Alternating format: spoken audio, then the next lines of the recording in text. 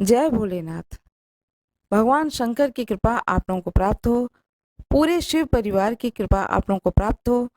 आप लोगों के सारे कष्टों को भगवान दूर करें। आज मैं आप लोगों को कथा सुनाने जा रही हूँ। भगवान शिव की सोमवार की कथा। सोमवार की कथा सुनाने जा रही हूँ। जितनी देर कथा सुने उतनी देर तक हाथ में, दाहिने हाथ में साबुत चावल और थोड़े फूल उसे जरूर रखें। कथा पूर्ण होने के बाद में उसे भगवान शंकर के ऊपर अर्पित कर दें। एक साहूकार था जो भगवान शिव का अनन्य भक्त था। उसके पास धन धान्य किसी भी चीज की कमी नहीं थी, लेकिन उसकी कोई संतान नहीं थी और वह इसी कामना को लेकर के रोज शिवजी के मंदिर जाकर दीपक जलाता था। साथ में भगवान शंकर की बड़े ही भक्तिभाव पूर्वक पूजा करता था। उसके इस भक्तिभाव को देखकर एक दिन माता पार्वती ने शिव जी से कहा कि हे प्रभु, यह साहूकार आपका अनन्य भक्त है। इसको किसी भी बात का कष्ट है तो आपको उसे अवश्य दूर करना चाहिए। शिव जी बोले, पार्वती, इस साहूकार के पास पुत्र नहीं है, यह इसी से दुखी रहता है। माता पार्वती कहती हैं कि हे ईश्वर, कृपा करके इसे पुत्र का वरदान दे दीजिए। तब भोलेनाथ ने कहा कि हे पार्वती, साहूकार के भाग में पुत्र का योग नहीं है। ऐसे में अगर इसे पुत्र प्राप्ति का वरदान मिल जाए भी गया तो वह केवल 12 वर्ष की आयु तक ही जीवित रहेगा। यह सुनने के बाद भी माता पार्वती ने कहा कि हे प्रभु, आपको इस साहूकार को पुत्र का वर देना ही होगा, अन्यथा भक्त क्यों आपकी सेवा पूजा करेंगे। बड़े ही भक्तिभाव से यह साहूकार आपकी पूजा करता है, इस उम्मीद से पूजा करता है कि इसकी मनोकामना की पूर्ति होगी। माँ पार्वती भोले बाबा से कहती हैं कि कृपया इसके भक्ति को देखते हुए इसकी मनोकामना की पूर्ति करें। माता के बार बार कहने से भोलेनाथ ने साहूकार को पुत्र का वरदान दिया, लेकिन साथ में यह भी कहा कि वह केवल 12 वर्ष तक ही जीवित रहेगा। साहूकार यह सारी बातें सुन रहा था, इसलिए उसे न तो खुशी हुई और न ही दुख। वह पहले की तरह भोलेनाथ की पूजा अर्चना करता रहा। उधर सेठानी गर्भवती हुई और 9वें महीने में उसे सुंदर बालक की प्राप्ति हुई। परिवार में खूब हर्ष उल्लास मनाया गया, लेकिन साहूकार पहले की ही तरह रहा। उसे बालक की 12 वर्ष की आयु का जिक्र किसी से भी नहीं किया। जब बालक की आयु 11 वर्ष की हो गई तो एक दिन साहूकार की सिठानी ने बालक के विवाह के लिए कहा। तो साहूकार ने कहा कि वह अभी बालक को पढ़ने के लिए काशी भेजेगा।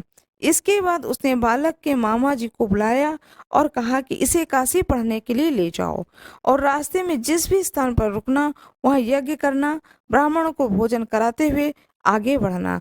उन्होंने भी इसी तरह करते हुए जा रहे थे कि रास्ते में एक राजकुमारी का विवाह था। जिससे उसका विवाह होना था वह एक आंख से काना था। उसके पिता ने जब अति सुंदर साहूकार के बेटे को देखा तो उसके मन में आया कि क्यों न इसे ही घोड़ी पर बिठाकर शादी के सारे कार्य संपन्न करा लिए जाएं। तो उन्होंने मामा से बात की और कहा कि इसके बदले में वह धन देंगे। वह राजी हो गए। इसके बाद साहूकार का बेटा विवाह की वेदी पर बैठा और जब विवाह का कार्य संपन्न हो गए तो जाने से पहले उसने राजकुमारी को चुनरी के पल्ले पर लिख कर दिया कि तेरा विवाह तो मेरे साथ हुआ, लेकिन जिस राजकुमार के साथ भेजेंगे वह तो एक आंख का काना है। इसके बाद वह अपने मामा के साथ काशी के लिए चला गया। उधर जब राजकुमारी ने अपनी चुनरी पर यह लिखा हुआ पाया तो उसने राजकुमार के साथ जाने से मना कर दिया। तो राजा ने भी अपनी पुत्री को बारात के साथ विदा नहीं किया। बारात वापस लौट गई। उधर मामा और भांजे काशी पहुंच गए। एक दिन जब मामा ने यज्ञ रचा रखा था और भांजा बहुत देर तक बाहर नहीं आया तो मामा ने अंदर जाकर देखा तो भांजा के प्राण निकल चुके थे। वह बहुत परेशान हुए, लेकिन सोचा कि अभी रोना पीटना मचाया तो ब्राह्मण चले जाएंगे, यज्ञ का कार्य अधूरा रह जाएगा। जब यह यज्ञ संपन्न हुआ तो मामा ने रोना पीटना शुरू किया। उसी समय शिव पार्वती उधर से जा रहे थे। माता पार्वती ने शिव जी से पूछा, हे प्रभु, ये कौन रो रहा है। तभी पता चलता है कि यह तो भोलेनाथ के आशीर्वाद से जन्मा साहूकार का पुत्र है। तब माता पार्वती कहती हैं कि स्वामी, इसे जीवित कर दें, अन्यथा रोते रोते इसके माता पिता के प्राण निकल जाएंगे। तब भोलेनाथ ने कहा कि हे पार्वती, इसकी आयु तो इतनी ही थी, वह भोग चुका है। लेकिन माता के बार बार आग्रह करने पर भोलेनाथ ने उसे जीवित कर दिया और लड़का ओम नमः शिवाय करते हुए जी उठा। मामा भांजे दोनों ने ईश्वर को धन्यवाद दिया और अपनी नगरी की ओर लौटे। रास्ते में वही नगर पड़ा और राजकुमारी ने उन्हें पहचान लिया। तब राजा ने राजकुमारी को साहूकार के बेटे के साथ बहुत सारे धन धान्य के साथ विदा किया।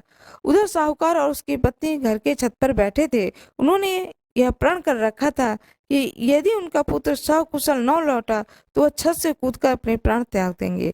तभी लड़के के मामा ने आकर साहूकार के बेटे और बहू के आने का समाचार सुनाया, लेकिन वह नहीं माने। तो मामा ने शपथ पूर्वक कहा।